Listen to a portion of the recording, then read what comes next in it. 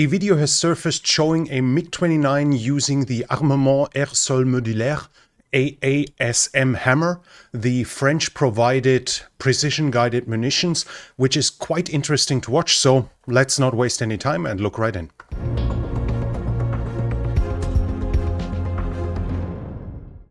This here is the video, and we see the MiG-29 pulling up. First it came very low from the ground, now it's pulling up, and you can see it drops the first one, it drops the second one, turns over and dives right down again while the munitions are going for its target.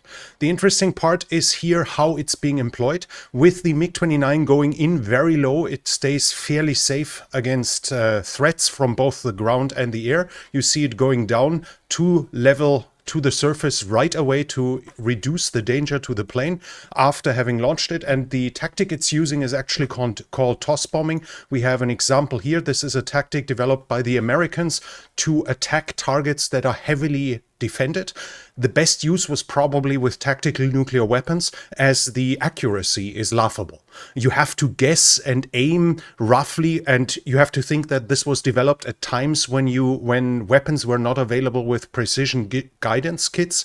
This was just aiming roughly the speed, because everything changes. The distance to the target, the speed flying up, the angle flying up, but the overall idea is to give it a toss straight in the air to extend the ballistic arch until the bomb hits the ground, and we see the Ukrainians using it this way. This allows them to get somewhat closer to the target, as obviously the AASM hammer can reach 70 kilometers more or less, but that should be at very high altitude, and this is suicide in the war in Ukraine. So Ukraine has to come in low, has to then extend the range as far out as possible without crossing the front line, staying as far away from the target as possible to safeguard its pilots and its plane. And it's done, they do it like this here, as we saw here, by just doing toss bombing, pulling up, going maximum speed, and thus extending the range by giving it a ballistic arch in this